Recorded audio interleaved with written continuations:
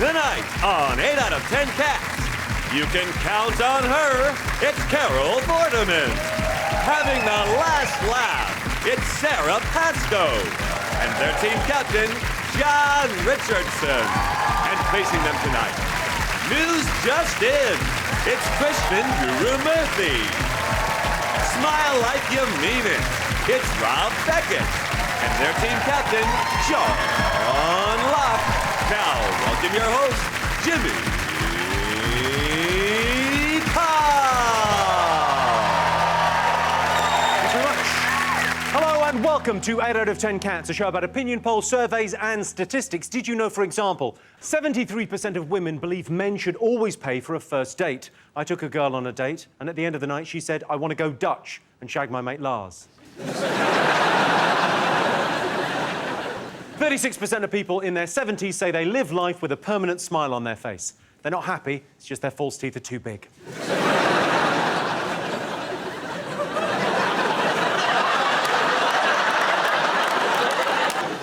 And 19% of men worry about their moobs, but moobs are nothing to be ashamed of, just as long as they're not so big that when you look down, you can't see your mangina.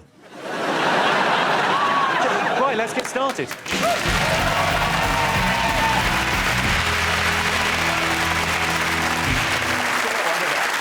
What are you talking about? That's the name of our first round. Tonight, it's our palace job to guess the British public's top 5 most talked about stories of the year.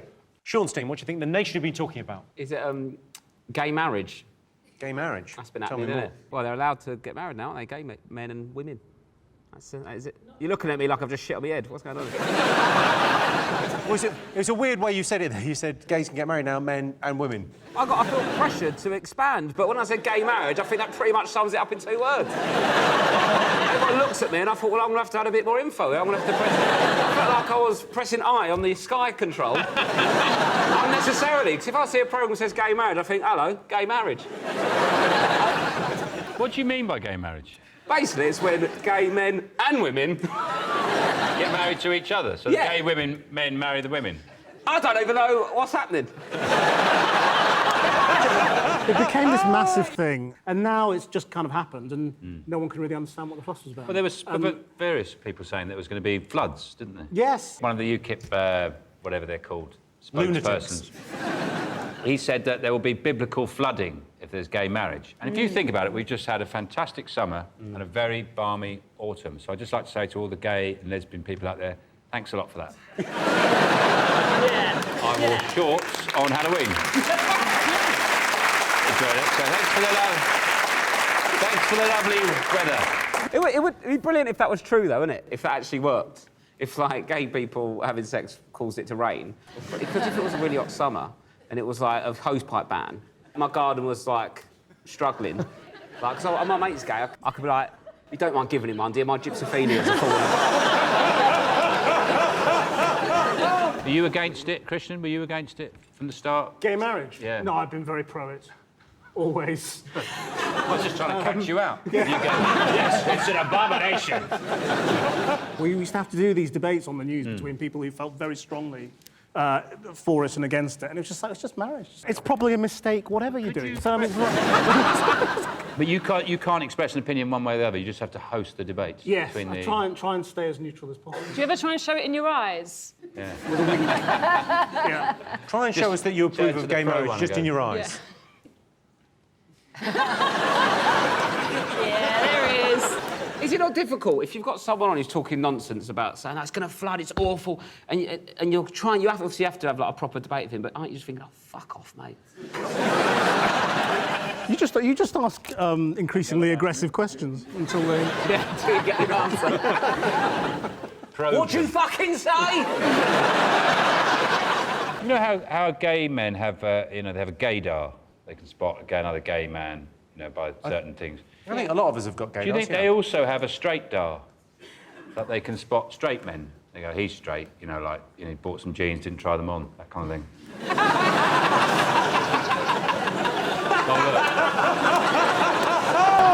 Literally, my first thought there was, what kind of an idiot would buy jeans without trying them on? There's so many different cuts. They're the same size as the ones you just threw in the bin.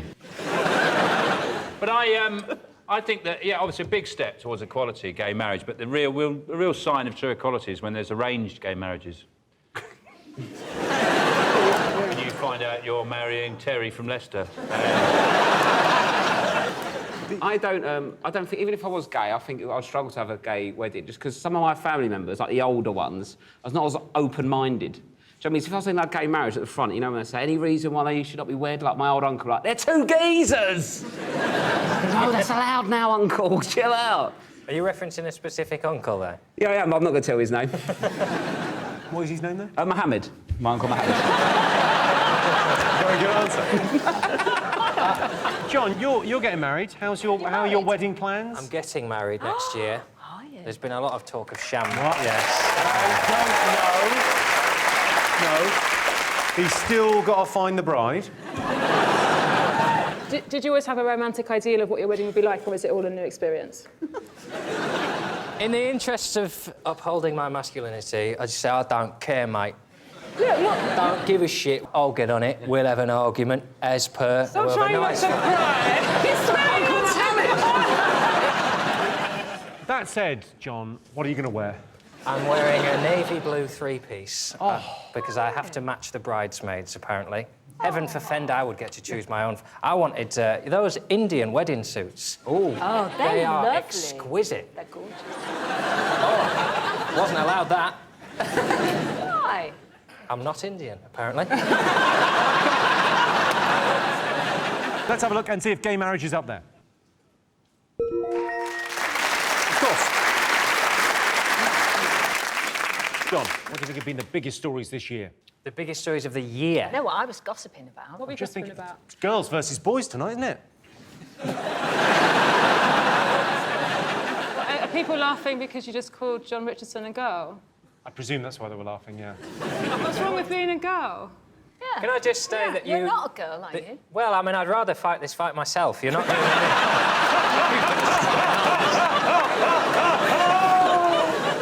You're calling me a girl. Ladies, deal with this, please.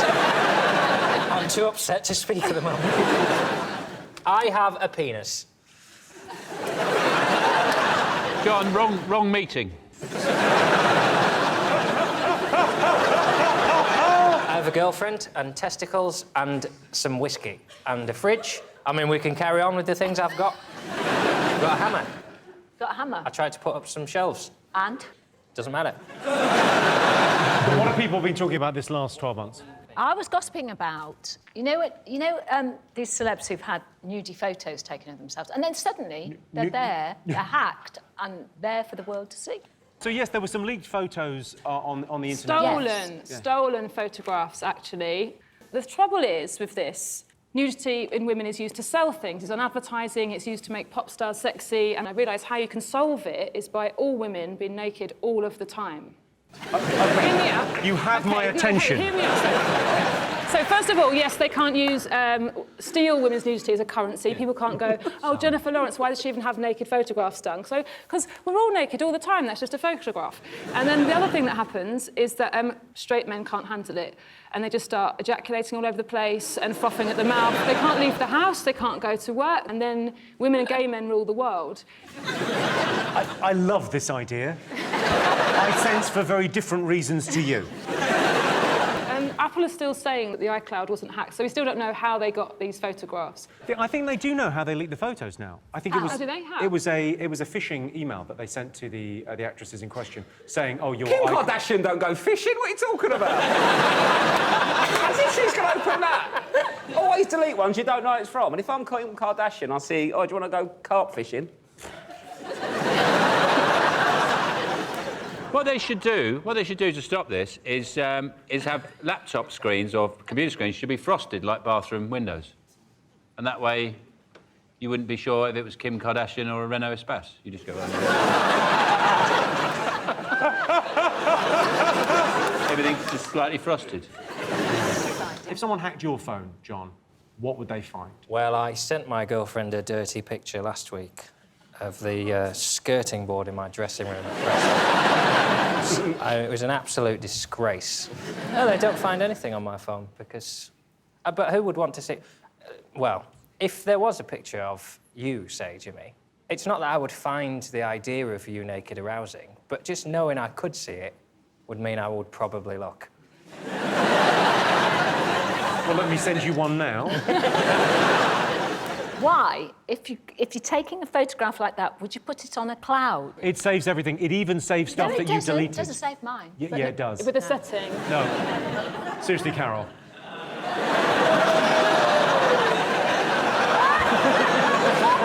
I mean, I just think, why would you take a picture of yourself naked? Is there something a bit weird about finding yourself sexy? Is it like going, oh,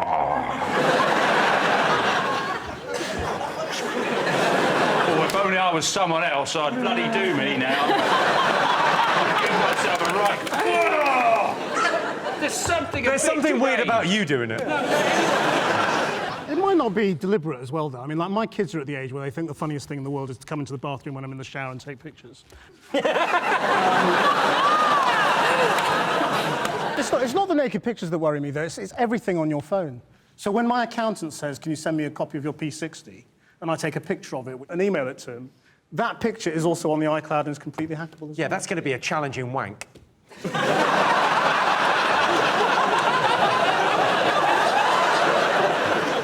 OK, let's take a look and see if it's up there.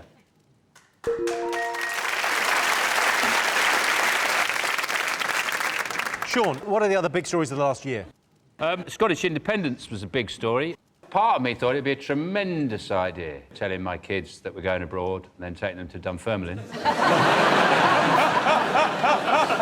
And they got 16-year-olds. I thought it was brilliant to get 16-year-olds involved. That was a and really I think that was a masterstroke by Cameron, because basically what it means is when they have the EU referendum, he's going to have this as a precedent. And he knows that that will give them the best chance of having a yes vote for staying in Europe. I think not normal cats type of stuff. But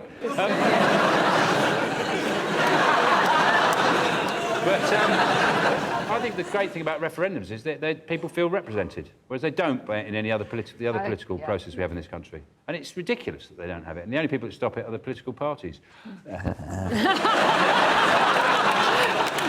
To preserve interests that have been sustained for many years. It's a very well-practised mime. The biggest missed opportunity was for England, because there was a point during the campaigning when Cameron, Clegg, Farage and Miliband were all in Scotland, which was our opportunity for a snap election on independence. Put an armed guard up at the border and keep the pricks up there for a while. You can have them now. You deal with them for a bit. North Korea said, oh, that'd be good if you go independent, and like they'll back them, which is worrying, isn't it? It's like Oscar Pistorius telling you to be more impulsive.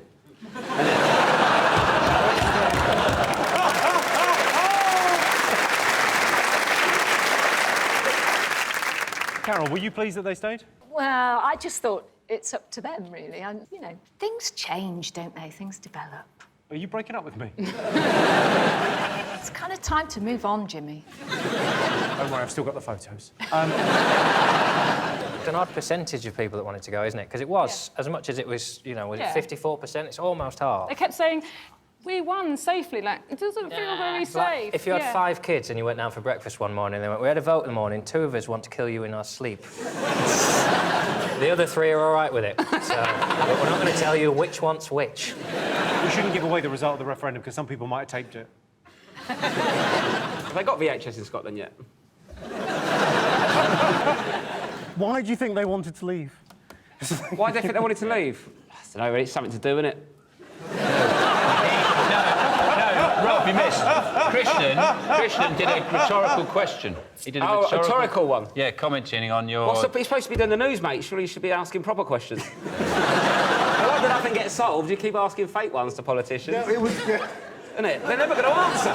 Rob, what do you make of the referendum? It was like 300... Is it 300 years we've sort of been together with Scotland? And that's going to be a big break-up, isn't it?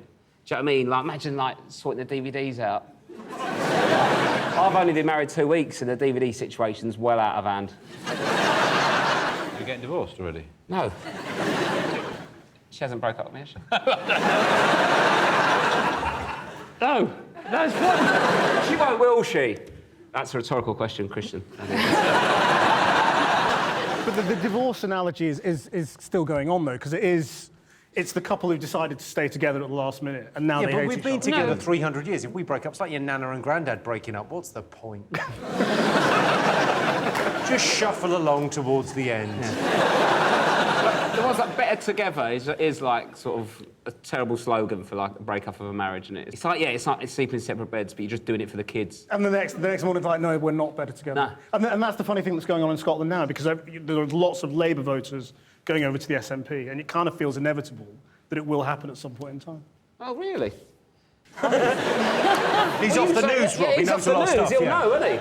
Because normally, anyone who says something like that to me, they've had about 8 pints down the pub, and I think, oh, whatever, mate. But when you've said it fairly sober... It would be bad news for the Queen, though, if they did eventually go independent, because she was very pleased when David Cameron announced that we'd Apparently. stay together. She purred, which is did. why she hasn't been since, because she got mauled by the corgis. I'd like it. One of the things I'd like about it is because they'd obviously... We'd have to change the Union Jack. We'd have to get a new flag for England, Wales, and Northern Ireland. And I suggest a frog on a motorbike. Do you remember the Crazy Frog? Because he had a motorbike. We could use him to pose for the flag. I think that might be where subliminally the idea came from. Because then we could have got a that new song as national the anthem. anthem. Yeah. New national anthem. Ring, ring, ring, ring, ring, ring. Already, I feel more patriotic. You know, the England team would know all the words.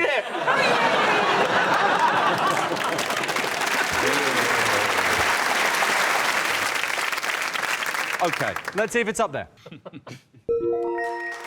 Yes, the referendum on Scottish independence. The weird thing in the Scottish referendum was they went for a yes or a no vote instead of an aye or a get the fuck you schemy bam pop prick vote. What else have the nation been talking about? Well, over here on the lads' team, we particularly enjoyed the World Cup football tournament. Yeah. When was that, then? Summertime. Well, you might have missed it, because England was so shit I didn't get to finish my sticker book. I ask you about this. Well, you know you love doing your stickers. Yes. You know Mario Balotelli did everything, his own sticker all over his own page. Did that annoy you? I didn't mind when he scored against us, but when he besmirched the honour of his sticker book, then he really pissed me off. We've actually got a still here of Mario Balotelli's sticker book. No wonder I couldn't get a swapsy of him. Why isn't that right? So basically, every single one of the players is going to be represented on the page, and at the end you have a complete book with every single player from every single team, and it's really exciting. And and you go to the shops and you get spares and you swap them with your friends. Swaps, not spares. Sorry, who do you swap them with? Friends. Your friends. You can do it online. Okay. I ended up in the last week of the World Cup in some grim pub in Teddington in some swapsy afternoon at 4 o'clock in the afternoon looking for my last 50. I live so near Teddington, you should have called. Do you do it as well? No, well, my 7-year-old does it, but of course that means Yeah, I mine did too. it and you become absolutely obsessed by it. See, I need to get a 7-year-old, because then it's weird if you're an adult doing it, but if you've got a kid... It's also weird saying I need to get a 7-year-old right. I think it's nice in this day and age to have like a good old hobby. Yeah. Like anyone who has something they do in their spare time, which isn't watching television, I think, yeah, good on you. If I wasn't doing that, I'd be out twatting people. So... What do you want me to do? Sean, what do you make of the World Cup? I think it works. You technically work it out. We spent longer on the flight over there than we did on the pitch. You know, it's a pitiful display. I think the only way that England is going to do well in the World Cup is if they make it more like Strictly. So it's not just the scores. You get a phone vote as well. Although we got beaten 3-2 by Belgium, turns out we're more popular. We've got more phone votes, so we're going through. Belgium, you're out. You know? Do you think we should have a different tactic, though? Because whenever we go into the European Cup or the World Cup and all of this stuff, it's always, you know, the adverts and the gladiators are here, and it's as though they're these fantastic heroes, and then they do rubbish every time.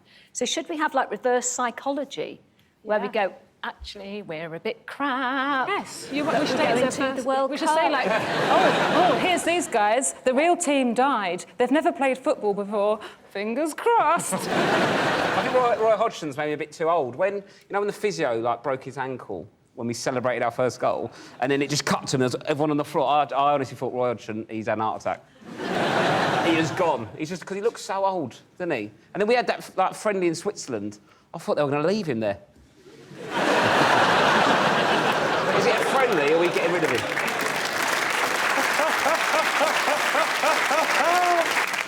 OK, let's see if the World Cup is up there.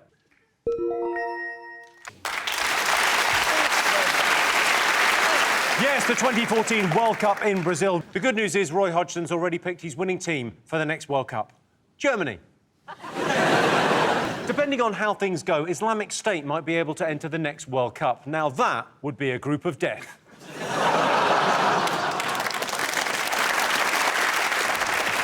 OK, one more thing to get fingers on buzzers. What do you think? Is it the spate of people tipping ice buckets over their Ice heads? Bucket Challenge. ALS Ice Bucket Challenge. Did you do it? Well, I did do it, but instead of ice water, I had sort of warm water, and instead of tipping it, I sort of climbed into it.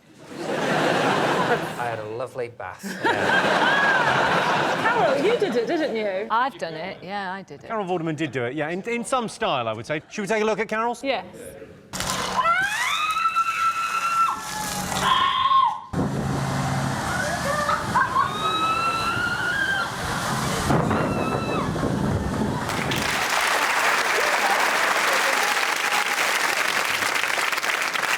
Who nominated you?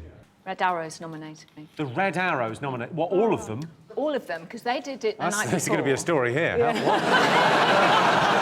Hang on a second. Yeah. Well, they were all sitting in formation, apparently, the night before, and had...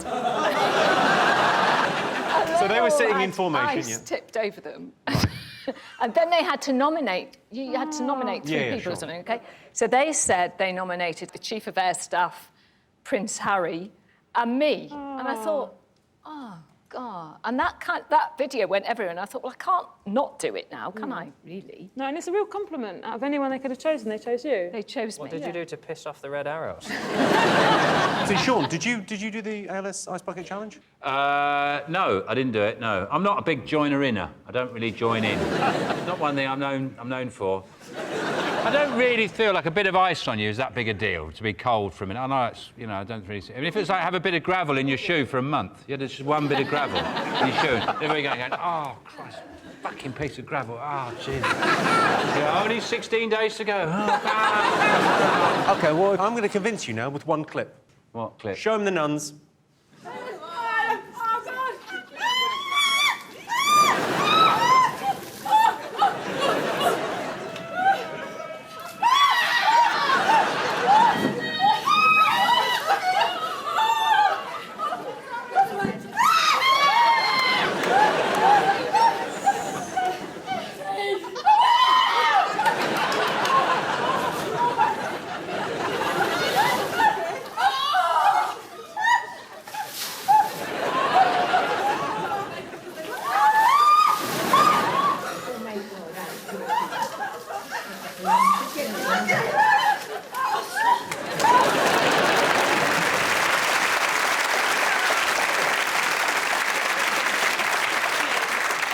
They look like 6 Susan Boyles on acid.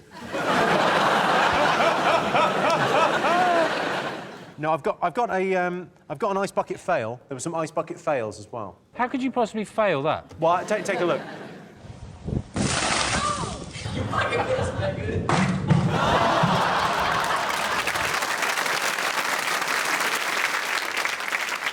I thought the Indian and the Gaza ones were much better. Like, the Gaza one was tip a bucket of rubble over your head. And India was a rice bucket challenge in which you took a bucket of rice to a poor family. And tipped it over their head.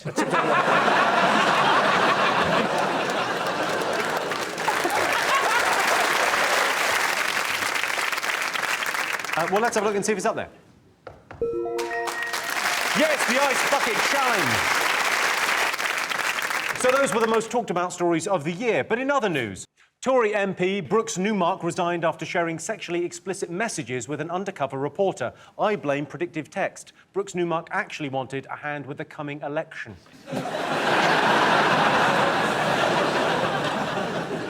The Commonwealth Games took place in Glasgow. During the Games, Tesco claims sales of haggis rose by 80%. I'm sorry, but that's a bag of shite, or haggis, as they're called in Scotland.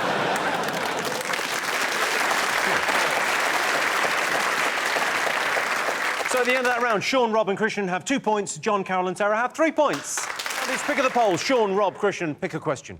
What do you like the look of? The old baghead. OK. A recent study has claimed that discrimination against someone because of their looks could be a type of bigotry called Facism. So we asked our studio audience, do you judge people by their looks, yes or no? Depends what they look like, innit?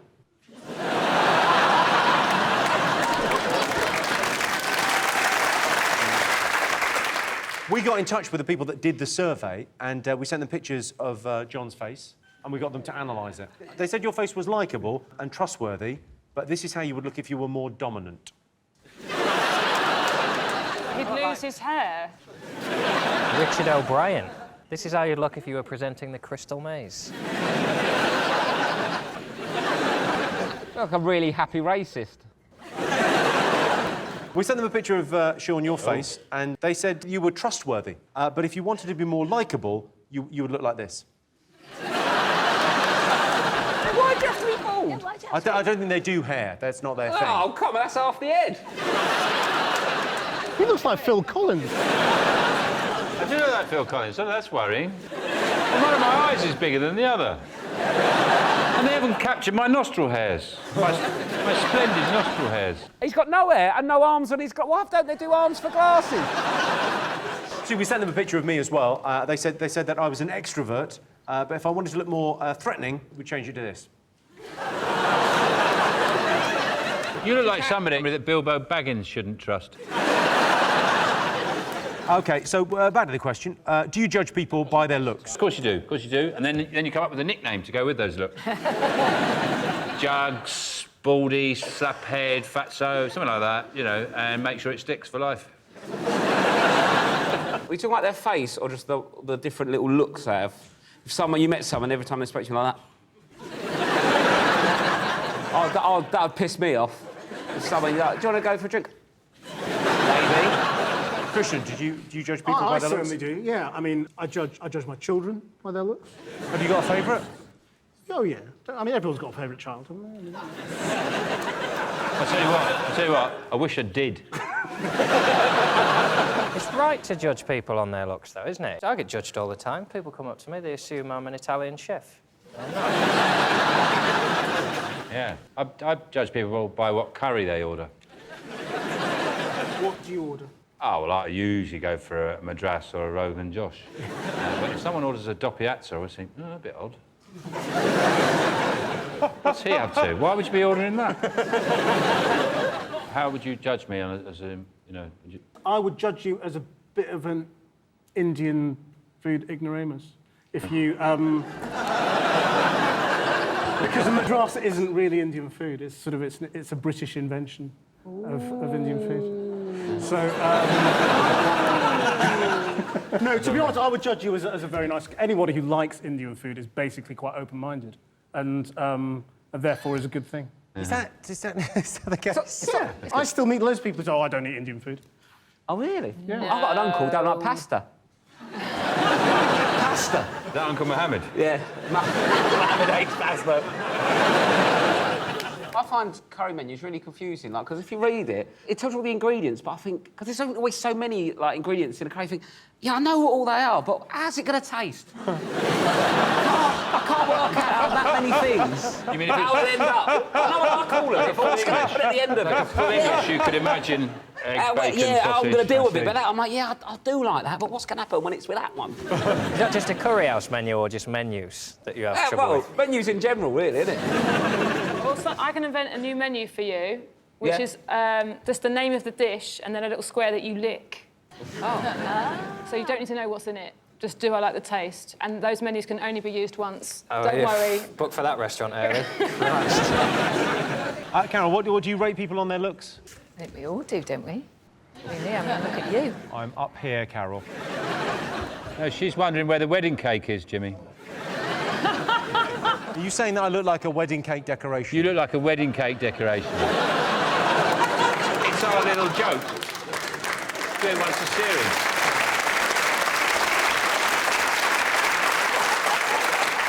I think you look really nice, Jimmy. I think you wear, like, really nice tailored suits. You look a lot different when you first started on telly, don't you?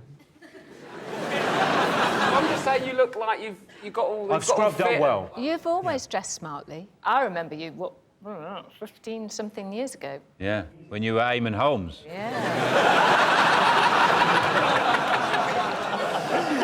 And there's like a picture of Dorian Gray somewhere. Eamon Holmes is getting fatter and fatter and fatter. Jimmy's getting thinner and thinner and thinner. They're actually the same person.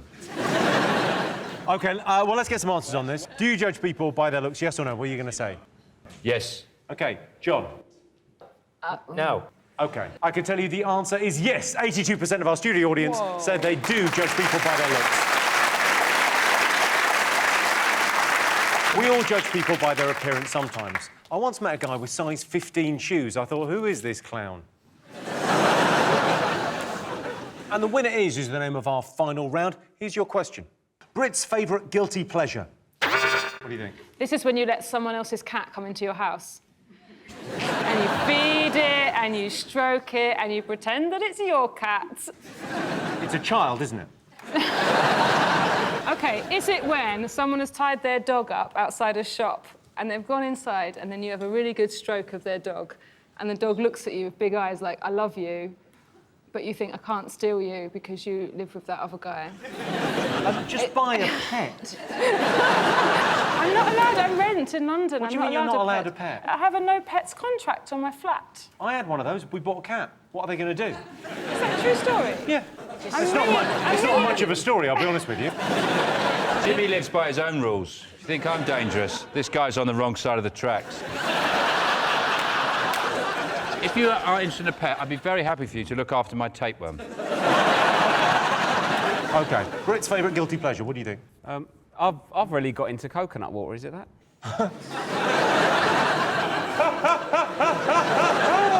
I love it when you discover a new thing, because it's like, it's I really like it, and I feel like I shouldn't. What's your guilty pleasure, Krishnan? My guilty pleasure is probably ringing the BBC viewers' calls line during BBC News and saying, you're shit.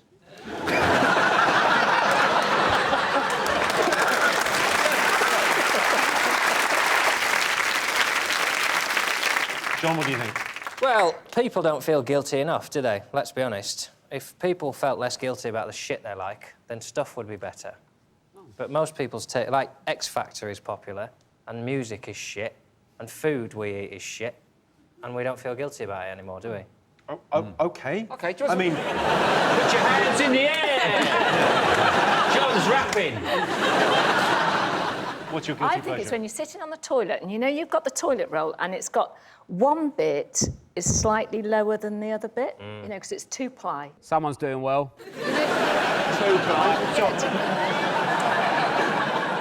What you're meant to do is take the top bit over like that. Do you do this at home? And then you get it, and then they all measure up and you rip that bit off. No, but then you get out of sync. No, Because- no. Why are you shitting in the sink?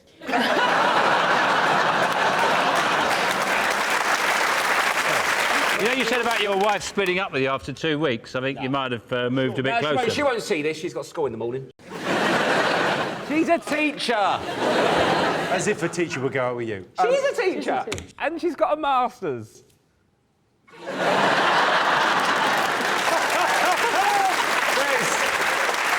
a man that knows he's punching above his weight. Definitely. Well played. Any other thoughts? Watching Jeremy Kyle. Oh, well, you're very close with that. Shit TV. Is it, yeah, reality TV or something? It is reality TV. That's the right answer. Yes, Britain's favourite guilty pleasure is watching reality TV. The great thing about reality TV is it gives you the opportunity to compare your life with the people on screen. I was watching Embarrassing Bodies the other day, laughing to myself, thinking, you call that a freakishly enlarged testicle? Jog on. Well, that sound tells me it's the end of the round and the end of the show, which means the final scores are Sean, Rob and Krishnan have 3 points, John, Carol and Sara have 4 points. They're the winners! Thanks to all our panellists, our wonderful studio audience, and to all of you for watching at home. That's it from us. Good night.